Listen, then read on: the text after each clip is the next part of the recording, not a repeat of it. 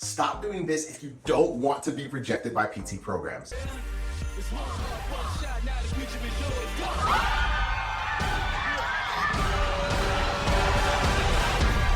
My name is Joseph Squee. I'm a physical therapist, and for years we have specialized in helping students get into physical therapy school despite having low grades, struggles with standardized exams, not knowing what to do next, past rejections, everything. We've helped students get into school without wasting time or money. And in this training, I'm going to show you what you need to stop doing if you want to avoid getting rejected by PT programs. Is that cool? If I share that with you, would that help you over the next few moments? And if it would, sit back, relax, enjoy it, of course. Share it with them. And then, of course, if you have any takeaways, feel free to share them on social media, tag us in it, and all that stuff. But let's dive in. What are the things that you need to stop doing if you want to avoid rejections? Because a lot of students just be doing things that they don't realize are sabotaging their dream of becoming a physical therapist, especially if this means a whole lot to you. So let me actually break these down to 5 steps. I'm going to list them for you, and then I'm going to break them down for you. And then, of course, at the end, I'll give you an opportunity to get some further help with all of these things so that you can get into PT school and into your dream career of physical therapy. Number 1 is excuses. Stop giving yourself excuses. Number 2 is stop giving into distractions.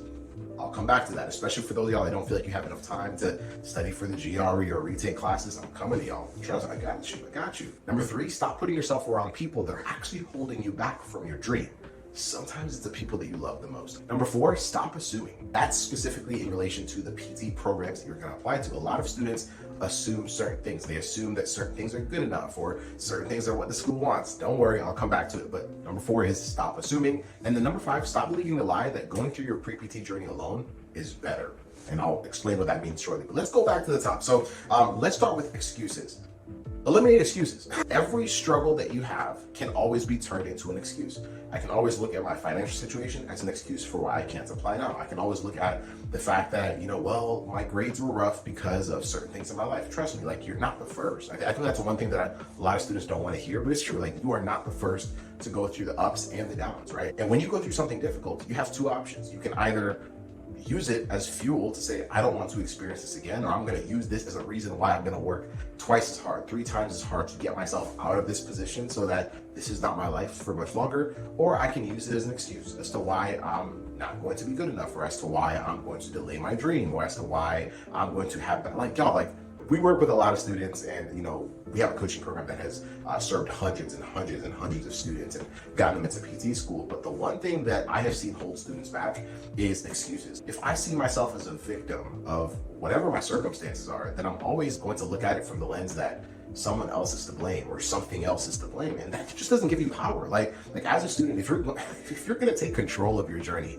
if you're going to take control of your life and your career, y'all, this is your life, by the way. Like, this isn't something where you're like, for the next few months, I'm just going to study. Like, it's not just studying classes. It's not just taking the GRE. It's not just applying to PT school. This is how you're going to live your life, serving other people. This is a real thing. And I think a lot of times we give power to so many other things that are not ourselves, and that's in the form of blame, which also can be called excuses, right? So eliminate those, get rid of them. whenever you're like, well, yeah, my grades are low, but it's because no, your grades are low. That's a fact.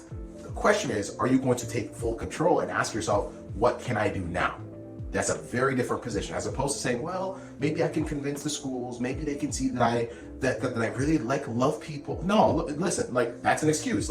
Ask yourself, what is it if schools, if the schools want you to have better grades, cool.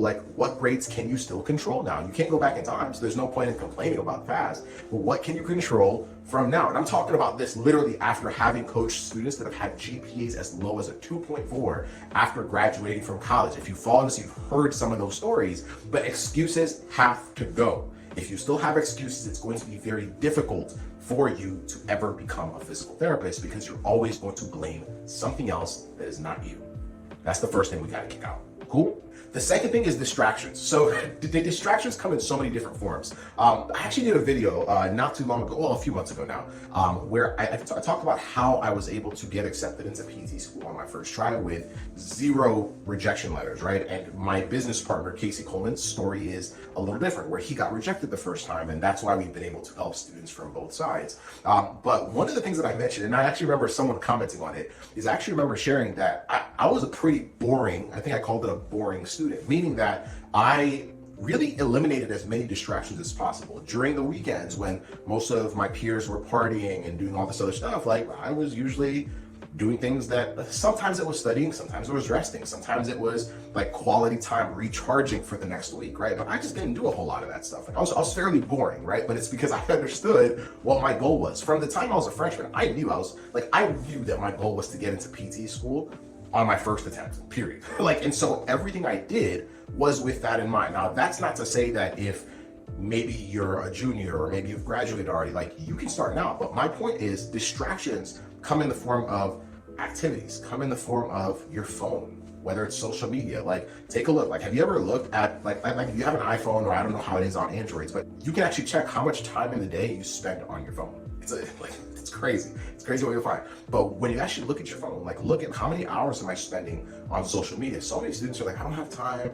I want to take the GRE. I need to study for it. But I don't have time to block off 3 hours a day to study. I can't block off 30 minutes in the morning, 30 minutes in the middle of the day, and then another hour or two at night. I can't do that. And then you look at their phone and you realize that 4 hours a day, they're on their phone, they're on social media. And I'm like, well, that's a distraction. It's actually stealing time away from the thing that's going to get you the dream that you've had, right?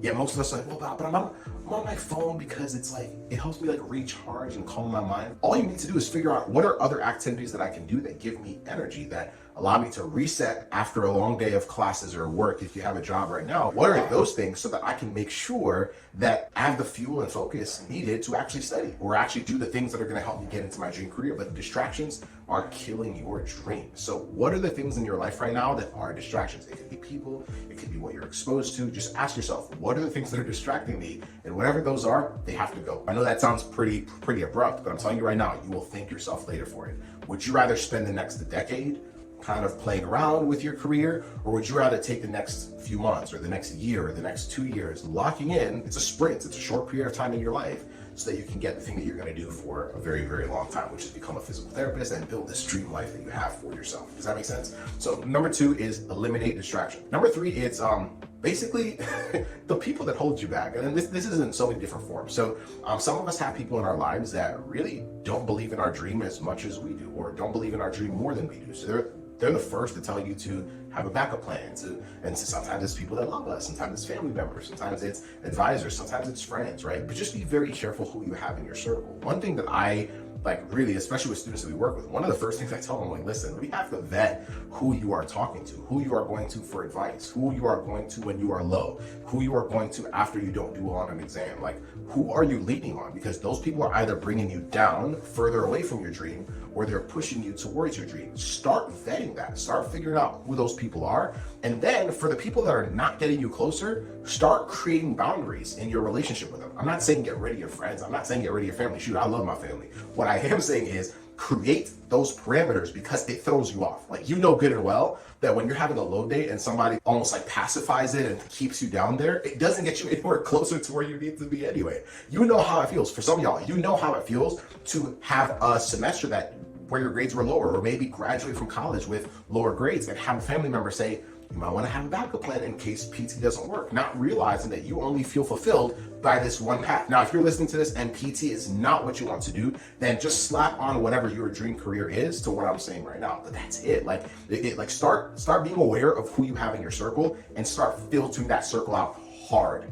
I'm telling you, hard. Be abrupt with it, right? Because you will thank yourself later for it. Now, if there's people in your life that are you've changed or whatnot, maybe they just didn't have the best interest for you. Maybe they only were happy with you being where they were in life, but now that you're doing something a little different, it's just it just feels off. So just be aware that there will be some growing pains with that, but it's a very important step if you want to avoid getting rejected from PT school. But honestly, real talk, a lot of the stuff I'm telling you right now is literally just how you'll keep leveling up in life. Everything I'm telling you right now is literally how we're continuing to we have multiple businesses, and we're PTs as well. We have family. This is how we keep doing it. We always have to filter who do we have in our circle, because we got bigger dreams than where we are right now, and we've always had them. And so for you have some pretty big dreams of becoming a PT or whatever you envision for yourself. So vet your community, vet whoever you have in your circle, vet who you listen to, whoever has your ear. Be very careful. Number 4 is assumptions. And I talked about this before, but stop assuming. Stop assuming. So many times I hear things like, I think the school will, or I hope the school will. And I'm talking about this in relation to the actual application process. So many students just assume that schools want certain things. Well, I hope that the school wants, listen, stop assuming. Schools tell you what they want. There's a very predictable way of knowing whether or not you're a strong applicant and what you need to change. Stop assuming, eliminate that. If you don't know, let's find out. If you don't know what your pre-reg GPA, how do you find out? If you don't know whether you're a strong applicant or not, cool, how do we find out for sure? Like, how do we figure out objectively how the schools make their decision? And we can teach you all that stuff. Shoot, we teach it, period. But stop assuming. If you stop assuming, then you will see things for what they are.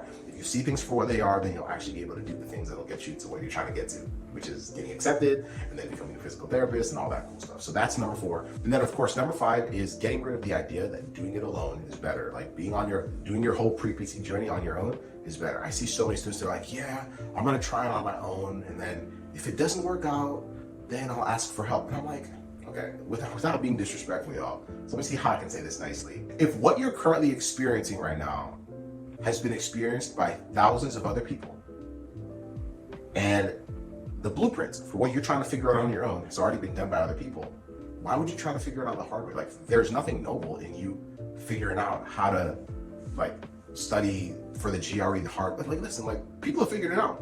Why not just be around people that have figured it out and learn from them? Like, shoot, like even for us, I'm literally telling you things that I do in my life, right? But like, even for us, right? So like I said before, we're PTs. We also we have multiple businesses. Most of them work with students who are trying to become PTs or trying to graduate debt free. But a lot of the stuff that we've done, yes, we've built these things over the last few years, but we've hired coaches that have just done business for 20 plus years. And we're like, we're going to borrow everything you learned in the last 20 years, and we're going to pay you money to teach it to us so that we don't have to go through 20 years of learning. Like, it doesn't make sense for me to go through the same thing you went through when you can just teach it to me. Does that make sense, right? So a lot of times we feel like we need to do it on our own. We need to figure it out on our own. And part of that is because that's just the way we've been taught. Part of it is also the idea that this whole competition thing, well, I don't want to work with other people because we're competing. Just get that out of your mind. Like, just understand you will be future colleagues. Understand that not every PT school is for you, and the school that might be right for a friend of yours might not be right for you, and vice versa. That's how the game works. But leverage the wisdom of other people that have done this before you. Now, if you're not around people that have done this, that understand this game, that understand how to get you in the PT school at a high level, well, I'll give you an opportunity here in a few moments to get some help from us, right? Because that's what we do. But if you have people around you that actually understand the game of getting accepted into PT school and have helped other people like you, then listen to them, right? And if you don't, we got you, right? But don't do it alone. And that also means other students. Like, so many of us are like, well, I don't have other pre-PTs around me.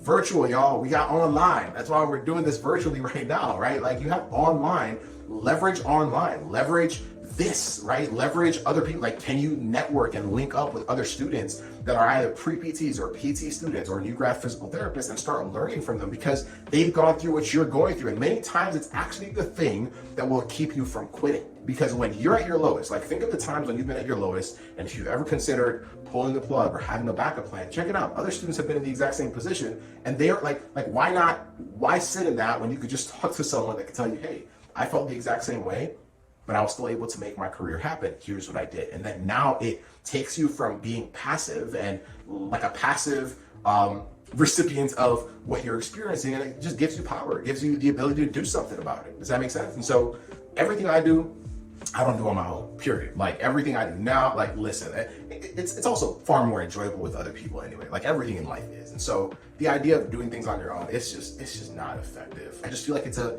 very costly way of going through life if you're trying to do it on your own. There's no, and I get it. So sometimes we feel like we're somehow like better off for it. It's gonna turn me into a better, no, like, start working with other people, period. You'll get further in life faster because you're not the first to go through what you're going through. That's it, period, the end.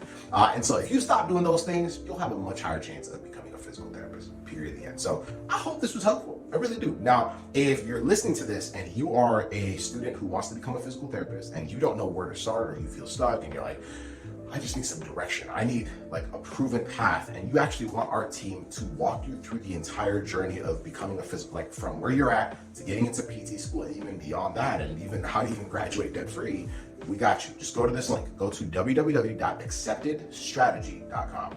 www.acceptedstrategy.com. Go schedule a call with us like now. And then schedule it within whatever's available. If things are taken up, I don't know what to tell you. But go schedule a call with one of us like as soon as possible. When you schedule that call, come ready. Like on that call in about 20 minutes, we'll do a strategy session with you. We'll figure out where you're stuck, where you're at. And of course, if we have resources that can help you navigate through this entire journey, which we do, we will talk to you about them. And if you're a fit, then we'll work with you throughout your entire journey, and that's it. But please cut those things out that I talked about in this training. And if this was helpful, share it out. Share it out with another friend, share it out with another classmate, or just watch it again. And of course, be sure to like, subscribe, and we'll see you on the next training. And I'm sure if this is your first video or one of your first ones or your first training, we got a bunch of stuff, like a bunch of stuff that we've dropped over the years, over the past few weeks, over the past few months. Go binge on it. Social media, like we're everywhere. Just go binge on it, and we'll see you on the next training. Bye.